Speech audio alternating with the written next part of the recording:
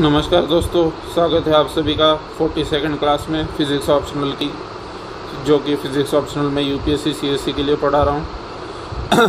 और आज का हमारा टॉपिक है elastic and inelastic collision. Okay, this has also been asked in 1999 civil services exam and this topic is also high yield topic. Okay, so do not leave it. In fact, majority of the topics which I am teaching over here, they are high yield topics only, so that's why keep an eye on them. ठीक है, so 1999 में civil services में elastic and inelastic collision को define करने के लिए पूछा गया था। तो in any type of collision, देखिए, अगर काइनेटिक एनर्जी बिफोर कोलिजन और आफ्टर कोलिजन कंजर्व रहती है तो such a collision is called as elastic collision. लेकिन यहाँ कंफ्यूज नहीं होना है दोस्तों, बच्चे कंफ्यूज होते रहते हैं। काय में कंफ्यूज होते हैं बच्चे इस तरीके से कंफ्यूज होते हैं कि जो लीनियर मोमेंटम होता है सिस्टम का, ठीक है ना, linear momentum of system, colliding system remains conserved. Okay, तो linear momentum of colliding system always conserved रहता है दोस्तों। ऑलवेज कंजर्व्ड क्यों रहता है? क्योंकि द सिस्टम इज आइसोलेटेड, ठीक है ना, सिस्टम आइसोलेटेड है, आइसोलेटेड सिस्टम है। So as the system is isolated, so linear momentum of the colliding system remains conserved. Okay, so linear momentum of the system before collision and linear momentum of the system after collision, this is always conserved irrespective whether your collision is elastic or inelastic, ठीक है ना। Collision elastic हो चाहे inelastic हो, linear momentum system का always conserve रहेगा, ये चीज़ ध्यान में रखना है, ठीक है ना। So linear momentum is always conserve despite whether your system is elastic और inelastic, that does not matter. Okay, ये 2-3 बार बोल दिया मैंने ताकि कुंजी पटल पे अच्छी तरीके से गिर जाए, ठीक है, आगे चल के कंफ्यूजन ना हो, ठीक है। क्यों ऐसा है? क्योंकि कभी भी जब भी सिस्टम आइसोलेटेड होती है तो आइसोलेटेड सिस्टम के लिए लीनियर मोमेंटम हमेशा कंजर्व्ड रहता है, ठीक है ना। So that's why as the system is isolated, that's why the linear momentum of the system will remain conserved. Okay, but kinetic energy, the kinetic energy यानी कि की, that is not always conserved. Okay, this is only conserved, ये तभी conserved होती है जब collision जो है वो इलास्टिक होता है। इनइलास्टिक कोलिजन में, इनइलास्टिक में this is not conserved. Okay, so ये चीज़ ध्यान में रखना कि काइनेटिक एनर्जी कंजर्व्ड रहेगी इलास्टिक कोलिजन में, और इनइलास्टिक कोलिजन में काइनेटिक एनर्जी कंजर्व्ड नहीं रहेगी, और जो मोमेंटम है सिस्टम का, linear momentum, that will be always conserved, ठीक है। सो लीनियर मोमेंटम कंजर्व हो गया, ये काइनेटिक एनर्जी इलास्टिक के केस में कंजर्व हो गई। नाउ इलास्टिक कोलिजन होता क्या है? इलास्टिक कोलिजन की डेफिनेशन ही ऐसी है, collision is said to be elastic if the kinetic energy of the colliding system before collision is equal to the kinetic energy of the colliding system after collision, ठीक है ना। तो kinetic energy before collision और kinetic energy after collision यदि equal है तो the such collision is called as elastic collision, ठीक है, अभी बताया मैंने। सो के बिफोर एंड के after they are equal. Now in some of the books, if you open the books, some BSc books specially, जो लोकल ऑथर्स की BSc की किताबें हैं, वो क्या बोलती है कि काइनेटिक एनर्जी रिमेन्स कंजर्व्ड बोलती है, ठीक है ना। See why the statement kinetic energy remains conserved in an elastic collision is wrong, ठीक है ना। Kinetic energy remains conserved in an elastic collision, ये स्टेटमेंट रॉन्ग है, ठीक है ना। क्यों रॉन्ग है ये स्टेटमेंट? वो इसलिए दोस्तों क्योंकि जो आपका सिस्टम है वो, जैसे मान लीजिए ये 2 पार्टिकल का सिस्टम था, ये मास m1 का है, ये मास m2 का है, ये पार्टिकल इधर जा रहा था, ये पार्टिकल इधर जा रहा था, ठीक है ना। तो होता क्या है दोस्तों, जब भी ये 2 बॉडीज कोलाइड करती है, ठीक है ना, इलास्टिक कोलिजन है मान लीजिए इनके बीच में, ठीक है, इनके बीच में मान लीजिए इलास्टिक कोलिजन है, ठीक है ना। तो ये मान लीजिए जब कोलिजन के बाद इनको देखोगे, ठीक है ना, जब ये कोलिजन के बाद दूर दूर जा रही होगी ये दोनों बॉडीज m1 और m2, तो कोलिजन के बाद में देखोगे और कोलिजन के पहले देखोगे तो kinetic energy same before and after, मतलब इस अवस्था में और इस अवस्था में kinetic energy will be the same. तो ये इलास्टिक कोलिजन की डेफिनेशन है, ठीक है ना। लेकिन जो आपका काइनेटिक एनर्जी कंजर्व्ड, अगर इसको देख के कोई बोल देता है कि kinetic energy remains conserved in elastic collision, so that statement becomes wrong. Why that statement becomes wrong? क्योंकि देखिए दोस्तों, ये जब दोनों बॉडीज कोलाइड कर रही होगी ना, जब ये दोनों बॉडीज फिजिकल कांटेक्ट में होगी, ठीक है, जब ये दोनों बॉडीज कोलिजन के दौरान फिजिकल कांटेक्ट में होगी, उस दौरान काइनेटिक एनर्जी चेंज हो जाती है दोस्तों, ठीक है ना। उस दौरान काइनेटिक एनर्जी चेंज हो जाती है उस फ्रैक्शन ऑफ सेकंड के लिए। उस मूवमेंट पे जब इम्पल्सिव फोर्स लग रहा होता है तब काइनेटिक एनर्जी चेंज हो जाती है दोस्तों, ठीक है ना। सो इसीलिए ये चीज़ ध्यान में रखना है कि kinetic energy does not remain conserved, ठीक है ना। It is the kinetic energy before collision and after collision they are same, but that does not mean that kinetic energy remains conserved, ठीक है ना। कंजर्व्ड कब बोला जाता है? कंजर्व्ड शब्द का तब यूज़ किया जाता है जब हमेशा कंजर्व्ड रहती है, ठीक है ना। जैसे हमने मोमेंटम के केस में देखा था कि कोलिजन के दौरान भी मोमेंटम कंजर्व्ड आ रहा था, ठीक है ना। जब फिजिकल कांटेक्ट में थी बॉडीज तब भी मोमेंटम कंजर्व्ड आ रहा था, ये पिछले क्लास में हमने देखा था। समझ में आ रही है ना बात? बट काइनेटिक एनर्जी के साथ वो केस नहीं है दोस्तों। यहाँ पे जब ये दोनों बॉडीज कोलिजन के दौरान कांटेक्ट में होगी तब काइनेटिक एनर्जी में चेंज आ जाएगा दोस्तों, क्योंकि यहाँ पोटेंशियल एनर्जी का डेवलपमेंट हो जाएगा। समझ में आ रही है ना बात? पोटेंशियल एनर्जी का डेवलपमेंट हो जाएगा क्योंकि दोनों बॉडीज कोलाइड करते समय एक दूसरे से इंटरेक्ट कर रही है। समझ में आ रही है ना बात? तो पोटेंशियल एनर्जी का डेवलपमेंट होने की वजह से काइनेटिक एनर्जी जो है उसमें आपको गिरावट देखने को मिलेगी। समझ में आ रही है बात? So kinetic energy does not remain conserved. Kinetic energy before collision and kinetic energy after collision they are same. Okay, समझ में आ रही है बात? सो इलास्टिक कोलिजन के लिए एग्जाम में ये लिख के मत आ जाना कि kinetic energy remains conserved, okay, क्योंकि नहीं तो आपके मार्क कट कर दिए जाएंगे, क्योंकि this is not university exam. वो जो बंदा आपका पेपर चेक करेगा वो उसको भी अच्छी खासी फिजिक्स की नॉलेज होगी, ठीक है। तो don't take it for granted, okay. You cannot write that kinetic energy remains conserved. BSc के लोकल ऑथर की किताबें कितना भी बोले, लेकिन आपको असली कंसेप्ट लेके चलना है, ठीक है। So kinetic energy before and after collision they are same, so it is wrong to say that kinetic energy is conserved, ठीक है। so I will move on to the next slide। ये देखिए दोस्तों, काइनेटिक एनर्जी बिफोर कोलिजन, मान लीजिए मास m1 था, मास दूसरे का m2 था, वेलोसिटी u1 थी, u2 थी, कोलिजन यहाँ कहीं कोलिजन हो गया। After collision v1 and v2 velocities हो गई m1 और m2 की, ठीक है ना। ये आफ्टर कोलिजन की बात हो गई। तो बिफोर कोलिजन क्या होगा? बिफोर कोलिजन जो काइनेटिक एनर्जी होगी half m1 u1 square plus half m2 u2 square होगी, हाफ mv स्क्वायर फार्मूला से, ठीक है ना। So initial kinetic energy before collision, ये बिफोर कोलिजन वाली है और ये आफ्टर कोलिजन वाली है, ठीक है ना। दोनों both the kinetic energies remain same before and after collision. But what about during collision? During collision they change, ठीक है ना। ड्यूरिंग कोलिजन पोटेंशियल एनर्जी का डेवलपमेंट भी हो जाता है, क्योंकि potential energy is energy of interaction, और जब बॉडीज कोलाइड कर रही है तो दे आर इंटरेक्टिंग। समझ में आ रही है ना बात? That's why kinetic energy does not remain conserved though it is same before and after the collision, okay. So remarks यहाँ पे क्या है? During collision a large impulsive force acts, ठीक है ना। बहुत बड़ा लार्ज इम्पल्सिव फोर्स एक्ट करता है। So kinetic energy changes and hence it is not very proper to say that kinetic energy is conserved in elastic collision, but it will be more appropriate to say that kinetic energy after collisions remains same as it was before collision। मैंने समझा दिया ये बात, ठीक है ना। समझ में आ रही बात? now we will move on towards inelastic collision। now अगर kinetic energy conserved नहीं रहती है, ठीक है ना, यदि kinetic energy before collision और after collision conserved नहीं है, सेम नहीं है, so not conserved, sorry same नहीं है, ठीक है ना। conserved तो कभी नहीं रहती, लेकिन सेम नहीं है सपोज काइनेटिक एनर्जी बिफोर और आफ्टर कोलिजन। तो in that case such a collision is called as inelastic collision, ठीक है ना। In a collision if kinetic energy after collision is not equal to kinetic energy before collision, then the collision is said to be inelastic. Here kinetic energy appears in other forms, ठीक है ना। Kinetic energy दूसरे forms में appear हो जाती है, जैसे body deform हो जाएगी, ठीक है ना, बॉडी में डिफॉर्मिटी आ जाएगी, साउंड एनर्जी के रूप में निकलेगी, या किसी और दूसरे फॉर्म में काइनेटिक एनर्जी अपीयर होगी, ठीक है ना।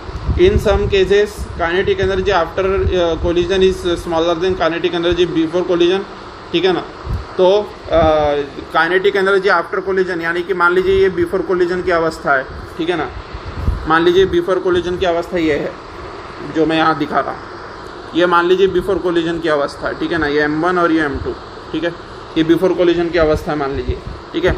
और आफ्टर कोलिजन मान लीजिए ये अवस्था है कि ये इधर जा रहा है M2 और ये M1 इधर जा रहा है, ठीक है ना। तो काइनेटिक एनर्जी, अगर यहाँ की काइनेटिक एनर्जी यानी कि आफ्टर वाली वो कम रहती है बिफोर वाली से, अगर आफ्टर वाली कम होगी काइनेटिक एनर्जी तो कन्वर्ट हो गई है काइनेटिक एनर्जी इनिशियल वाली जो ज़्यादा थी, ठीक है। ये कम है बाद वाली कम है तो क्या बोलते हैं वो इनिशियल वाली जो ज़्यादा थी उसका कन्वर्जन हुआ होगा इंटरनल एनर्जी में। मतलब शायद कुछ बॉडी में डिफॉर्मिटी आ गई होगी या कुछ हुआ होगा, समझ में आ रही बात। So that is the case when kinetic energy after collision is less than kinetic energy before collision. तो बॉडी में डिफॉर्मिटी या किसी अन्य प्रकार की इंटरनल एनर्जी, वाइब्रेशनल एनर्जी वगैरह की वजह से ये हुआ होगा, ठीक है ना। तो काइनेटिक एनर्जी कन्वर्ट हो गई इंटरनल एनर्जी में, इसलिए आफ्टर की काइनेटिक एनर्जी कम हो गई बिफोर से। नाउ कभी कभी क्या होता है दोस्तों कि काइनेटिक एनर्जी आफ्टर की ज़्यादा हो जाती है काइनेटिक एनर्जी बिफोर से, ठीक है ना। तो ऐसी स्थिति में जो इंटरनल एनर्जी जो रहती है कोलाइडिंग पार्टिकल में वो रिलीज़ की हो जाती है, ठीक है ना। मान लीजिए डिफॉर्मिटी है, शुरू में डिफॉर्मिटी है, मान लीजिए बॉडी ऐसी है, ठीक है। अब वो कोलिजन होने के बाद में मान लीजिए बॉडी शेप में आ गई, ठीक है ना। तो क्या होगा, जो इंटरनल एनर्जी थी डिफॉर्म्ड बॉडी की वो काय में कन्वर्ट होगी, काइनेटिक एनर्जी में कन्वर्ट हो गई, ठीक है ना। समझ में आ रही बात। सो अगर इंटरनल एनर्जी काइनेटिक एनर्जी में कन्वर्ट हो जाती है तो काइनेटिक एनर्जी आफ्टर वाली ज़्यादा रहेगी बिफोर वाली से। और यदि बॉडी की में इंटरनल एनर्जी डेवलप हो जाती है तो काइनेटिक एनर्जी आफ्टर वाली जो रहेगी वो कम रहेगी, ठीक है ना। तो आफ्टर वाली ज़्यादा कब रहेगी, जब इंटरनल एनर्जी काइनेटिक एनर्जी में कन्वर्ट होगी, ठीक है ना। तो यहाँ लिख देता हूँ मैं, अगर इंटरनल एनर्जी, ठीक है ना, इंटरनल एनर्जी KE में कन्वर्ट हो रही है तो ये वाला केस आएगा, ठीक है ना। कौन सा केस आएगा, ये वाला केस, ठीक है ना। और अगर काइनेटिक एनर्जी इंटरनल में कन्वर्ट हो रही है, ठीक है ना, अगर काइनेटिक एनर्जी इंटरनल में कन्वर्ट हो रही है तो ये वाला केस आएगा, काइनेटिक एनर्जी आफ्टर वाली कम रहेगी बिफोर वाली से। समझ में आ रही बात, ये आपको ध्यान में रखना है, ठीक है। So this is all about elastic and inelastic collision. Now we will move on towards our next slide, ठीक है ना। ये मैं मिटा देता हूँ, फिर हम नेक्स्ट स्लाइड पे चलते हैं, ठीक है। Just a second, yes. So next slide पे चलते हैं। Perfect inelastic collision. Now what is perfect inelastic collision? Perfect inelastic collision ऐसा है दोस्तों कि मान लीजिए इनिशियली दो बॉडीज़ थी, वो ऐसी इस तरीके से थी, u1 वेलोसिटी से राइटवर्ड m1 जा रहा था, m2 भी राइटवर्ड जा रहा था u2 वेलोसिटी से, ठीक है ना। Where u1 is greater than u2, तो ऐसी स्थिति में कोलिजन हो जाएगा इनके बीच में, ठीक है। और इनके बीच में यदि कोलिजन हो जाएगा तो फिर ये चिपक जाएंगे आपस में, स्टिक हो जाएंगे, दे विल स्टिक टुगेदर। और जब ये स्टिक हो जाएंगे टुगेदर तो फिर ये कॉमन वेलोसिटी v से मूव करेंगे, ठीक है ना, कोलिजन के बाद। समझ में आ रही बात। तो टू बॉडीज स्टिक टुगेदर और move with same velocity after collision, then such a collision is called as perfect inelastic collision, ठीक है ना। In a collision either elastic और inelastic, total energy of the colliding system always remains conserve, ठीक है ना। अभी यहाँ confuse नहीं होना है दोस्तों, kinetic energy does not remain conserve, ठीक है ना। काइनेटिक एनर्जी कंजर्व नहीं रहती, लेकिन आपकी जो टोटल एनर्जी है, ठीक है ना, total energy of the system, मतलब वो सभी एनर्जी का सम, काइनेटिक प्लस पोटेंशियल, ठीक है ना, plus sound energy plus heat energy, सारों का अगर तुम सम करोगे, टोटल एनर्जी निकालोगे, तो total energy of the colliding system always remains conserve, ठीक है ना। मतलब दो चीज़ें ऑलवेज कंजर्व रहती है। कौन सी चीज़ें? मोमेंटम एक चीज़ ऑलवेज कंजर्व रहती है, चाहे कोलिजन के पहले हो, चाहे कोलिजन के बाद हो, चाहे कोलिजन के दौरान हो, मोमेंटम कंजर्व रहता है। और एक एनर्जी भी एक चीज़ है जो टोटल एनर्जी, टोटल शब्द यूज़ करना चाहिए, टोटल एनर्जी भी एक चीज़ है जो ऑलवेज कंजर्व रहती है, बिफोर कोलिजन, आफ्टर कोलिजन और ड्यूरिंग कोलिजन, ठीक है ना। लेकिन kinetic energy does not remain conserve, ठीक है ना। समझ में आ रही बात। सो ये चीज़ ध्यान में रखना है, ठीक है।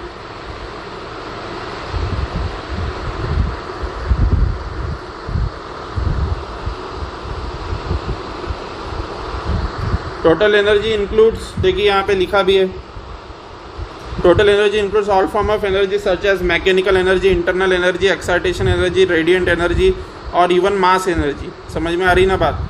मास एनर्जी यानी कौन सी? जो आपकी ये मास आपका समझो कोलिजन के समय मास डिस्ट्रक्शन हुआ है, ठीक है ना, मास रिडक्शन हुआ है। ये आइंस्टाइन का E=mc² वाला फॉर्मूला, ठीक है ना। This will come in nuclear physics, don't worry, all this I am going to teach in nuclear physics, ठीक है ना। न्यूक्लियर फिजिक्स में ये सारी चीज़ें आएगी, ठीक है। तो आपको वरी करने की ज़रूरत नहीं है कि मास एनर्जी वाला क्या लफड़ा है करके, वो न्यूक्लियर फिजिक्स में का पार्ट है कि देयर इज सम एनर्जी का ejection when mass is destroyed, ठीक है ना। तो energy is released when mass is destroyed, E=mc² वाला फॉर्मूला, वो हम आगे चल के पढ़ने वाले हैं, ठीक है ना। In a collision internal forces act for a short time, ठीक है ना। इंटरनल फोर्सेस शॉर्ट टाइम के लिए एक्ट करते हैं ड्यूरिंग कोलिजन ओनली। जब वो कोलिजन में जब कांटेक्ट में रहती है बॉडीज तब इंटरनल फोर्सेस एक्ट करते हैं। And therefore over a short distance, ठीक है ना, शॉर्ट डिस्टेंस के लिए एक्ट करते हैं, ठीक है ना। क्योंकि जिस समय बॉडीज कोलाइड कर रही होती है उस समय तो बॉडीज बहुत ही कम डिस्टेंस चलती है, ठीक है ना। वेरी लेस डिस्टेंस दे ट्रैवल, ठीक है ना, ड्यूरिंग कोलिजन। जब फिजिकल कॉन्टैक्ट में असलियत में होती है तो उस समय तो बहुत कम डिस्टेंस ट्रैवल करती है ना भाई। बिफोर कोलिजन बहुत ज़्यादा ट्रैवल करती है डिस्टेंस बॉडीज, ठीक है ना। आफ्टर कोलिजन बहुत ज़्यादा डिस्टेंस ट्रैवल करती है, ठीक है ना। बट ड्यूरिंग कोलिजन मतलब जब कोलिजन फिजिकल कॉन्टैक्ट में रहती है उस समय तो बहुत ही कम डिस्टेंस ट्रैवल करती है ना भाई। सो वही लिखा है यहाँ पे, in a collision internal forces act for a short time and therefore over a short distance, ठीक है ना। शॉर्ट टाइम के लिए एक्ट करते हैं, शॉर्ट डिस्टेंस के लिए एक्ट करते हैं। While we observe the particle only at much greater relative separation, ठीक है ना। जबकि हम बॉडीज़ को जो ऑब्जर्व करते हैं हम बहुत ज़्यादा सेपरेशन पे बॉडीज़ को ऑब्जर्व करते हैं, ठीक है ना। समझ में आ रही है बात? So the effects of their potential energy can B neglected, ठीक है। इफेक्ट जो है पोटेंशियल एनर्जी का यहाँ पे एक चीज़ बहुत रिमार्केबल है दोस्तों कि हम यहाँ पे पोटेंशियल एनर्जी क्यों कंसिडर नहीं कर रहे हैं, वही चीज़ यहाँ लिखी गई है, ठीक है ना। हम यहाँ पे जैसे हम किसी भी दूसरे सिस्टम को जब स्टडी करते हैं, जैसे सिंपल हार्मोनिक मोशन या फिर कोई भी दूसरा प्रकार का जब मोशन हम कंसिडर करते हैं तो उसमें तो हम मैकेनिकल एनर्जी लेते हैं, मतलब हम लेते हैं कि potential energy plus kinetic energy का सम लेते हैं हम हर जगह। लेकिन कोलिजन के दौरान हम potential energy plus kinetic energy consider क्यों नहीं कर रहे हैं, ओनली काइनेटिक एनर्जी क्यों कंसिडर कर रहे हैं, ठीक है ना। तो देखिए दोस्तों उसका रीज़न यहाँ पे दिया गया है कि देखिए आपका जो कोलिजन है वो तो बहुत ही कम समय के लिए हुआ है, ठीक है ना। तो collision is for a very short time, ठीक है। आपकी जब दो बॉडीज़ एक दूसरे को अप्रोच कर रही थी, तो जब वो दो बॉडीज़ एक दूसरे को अप्रोच कर रही थी तब भी इनके M1 के बीच में और M2 के बीच में सेपरेशन ज़्यादा था, ठीक है ना। और ये बॉडीज़ के मास भी बहुत ज़्यादा नहीं है, तो इनके बीच में जो पोटेंशियल एनर्जी है वो बहुत ही निग्लिजिबल है क्योंकि they are not interacting with each other. जब यहाँ पे कॉन्टैक्ट में आते हैं कोलिजन के दौरान तब कंसिडरेबल पोटेंशियल एनर्जी होती है, ठीक है ना। तो बहुत ही शॉर्ट टाइम के लिए होती है और फिर से ये सेपरेट हो जाते हैं कोलिजन के बाद, ठीक है ना। तो उस समय क्या होता है कोलिजन के बाद ये होता है कि फिर से पोटेंशियल एनर्जी ऑफ इंटरेक्शन फिर से रिड्यूसेस टू जीरो ऑलमोस्ट, ठीक है ना। कुछ होगी पर बहुत 10⁻⁻⁻ में होगी, ठीक है ना। तो again it reduces to almost zero, ठीक है ना। सो वही चीज़ यहाँ पे लिखी हुई है, इसलिए हम यहाँ पोटेंशियल एनर्जी कंसिडर नहीं कर रहे हैं क्योंकि potential energy of the system before collision and after collision is zero, ठीक है ना। Potential energy before collision is zero, potential energy after collision is zero. Only thing is there is potential energy during collision, ठीक है ना। During collision is there is potential energy, ठीक है ना। So देखिए internal energy act for a short time and therefore over a short distance, ठीक है ना। इंटरनल फोर्सेस एक्ट करते हैं शॉर्ट टाइम के लिए और therefore over a short distance, ठीक है ना। While we observe the particles only at much greater relative separation, बहुत ज़्यादा रिलेटिव सेपरेशन जब ज़्यादा होता है पार्टिकल्स का तभी हम ऑब्जर्व करते हैं ना भाई बॉडीज़ को। कोलिजन के दौरान कौन ऑब्जर्व करता है बॉडीज़ को, जब वो फिजिकल कॉन्टैक्ट में तो बहुत ही कम समय के लिए रहती है, वो फ्रैक्शन ऑफ सेकेंड के लिए फिजिकल कॉन्टैक्ट में रहती है कोलाइड करते समय। तो उस समय कौन ऑब्जर्व करता है बॉडीज को? कोई नहीं करता ऑब्जर्व, ठीक है ना। So the effects of their potential energy can be neglected, ठीक है ना। And we assume safely that in a collision potential energy before collision is equal to potential energy after collision, ठीक है ना। तो potential energy before collision and potential energy after collision जो कि zero के पास रहेगी वो तो कंजर्व्ड ही रहने वाली है, ठीक है ना। Potential energy will always be conserved. तो जो हम सिंपल हार्मोनिक मोशन में always potential energy plus kinetic energy is initially before मतलब initial potential plus kinetic energy is equal to afterwards वाली पोटेंशियल प्लस काइनेटिक एनर्जी, ऐसा equation जो हम SHM या अन्य किसी मोशन में लिखते हैं, तो ऐसा मोशन हम कोलिजन में क्यों नहीं लिखते? ये ऐसा इक्वेशन हम कोलिजन में क्यों नहीं लिखते? बहुत आसान है दोस्तों, क्योंकि potential energy is going to be conserved always. तो ये चीज़ और ये चीज़ तो कैंसिल हो गई, तो only kinetic energy and kinetic energy remain. तो उसी को हमें क्या बोलते हैं, कंसिडर करना है। समझ में आ रहा है ना बात? तो वही चीज़ यहाँ पे लिखी गई है, ठीक है ना। समझ में आ रही है बात?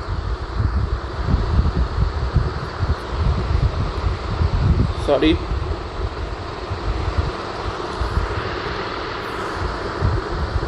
ठीक है, sorry, really sorry.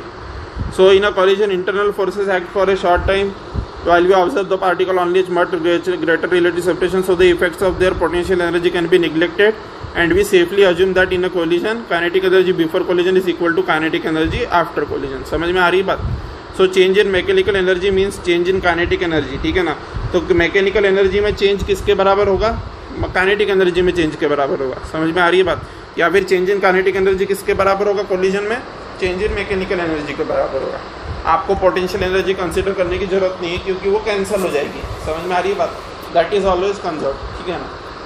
So this is all about today's class. और आप देख भी सकते हैं कि डेल्टा मैकेनिकल एनर्जी, ठीक है, डेल्टा मैकेनिकल एनर्जी यानी क्या होगा?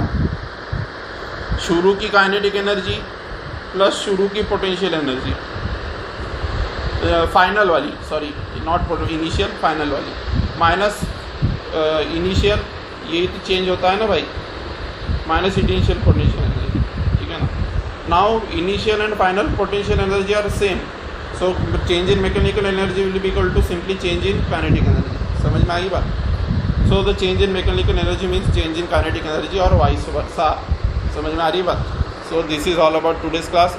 टेलीग्राम अगर ज्वाइन नहीं किया है तो कर लीजिएगा, मैं सारा PDF वगैरह वहीं पे अपलोड करता हूँ, ठीक है। Thank you very much. शुभ रात्रि, शुभ खैर, थैंक यू। और बने रहिएगा मेरे साथ, अगला लेक्चर